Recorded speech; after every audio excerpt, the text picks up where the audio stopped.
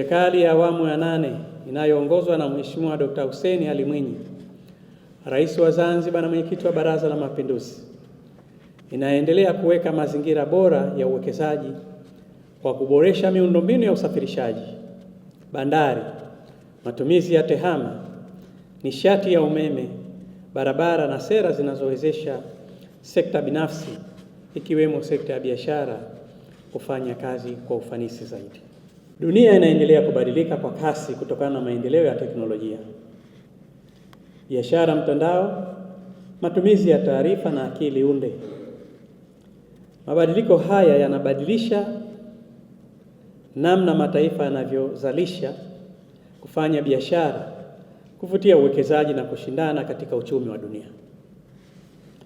Katika mazingira haya, taifa linalochelewa kufanya mageuzi ya kidijitali hupungua uwezo wake wa kushindana. Serikali ya Mapinduzi ya Zanzibar inalielewa jambo hili, na ndio maana imeendelea kuweka sera, usimamizi wa uchumi na uboreshaji wa mazingira ya sekta binafsi ikiwemo sekta ya biashara. Hatua hii imeanza kuleta matunda, ambapo leo tunashuhudia maendeleo ya sekta binafsi nchini, ikiwemo uzinduzi huu wa mfumo wa Zanzibar Chamber Portal ambao utakuwa msaada mkubwa katika kuwakuza wafanyabiashara na kukuza biashara.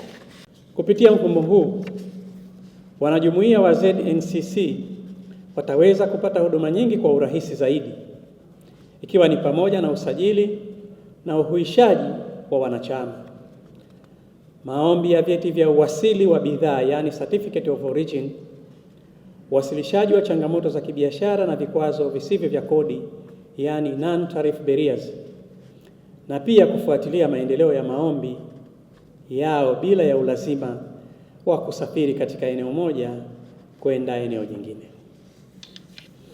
Haya ni mageuzi yanayopunguza muda wa kupata huduma, yanayopunguza gharama ya kufanya biashara na yanayoongeza imani ya wafanyabiashara kwa taasisi zao na kuifanya ZNCC kuwa chemba ya kisasa inayokidhi mahitaji ya uchumi wa karne ya 21.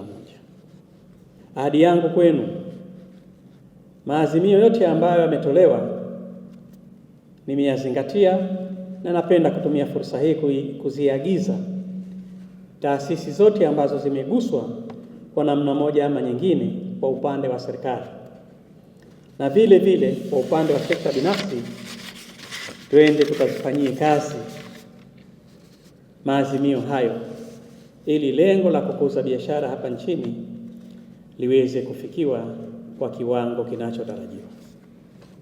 Nazihimiza taasisi zote za serikali kuiona kamati hii kama mshirika wa kuboresha huduma na sio kama mkosoaji wa utendaji wao.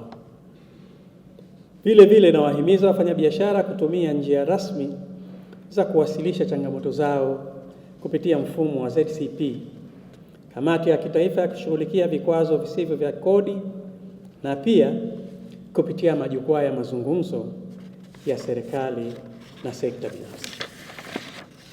Ni imani yangu kuwa kupitia upatikanaji wa taarifa kwa usahihi na majadiliano yenye kujenga kama ambavyo mmekuwa mkifanya, tutaweza kuondoa vikwazo vinavyochelewesha ukuaji wa biashara, kuongeza ushindani wa bidhaa na huduma, na badala yake kuifanya Zanzibar kuendelea kuwa mahala bora pa kufanyia biashara. Nahitimisha hotuba yangu kwa kutoa wito kwa wawekezaji wa ndani na nje ya nchi kuja kuwekeza Zanzibar katika sekta mbalimbali ikiwemo sekta ya biashara na uwekezaji.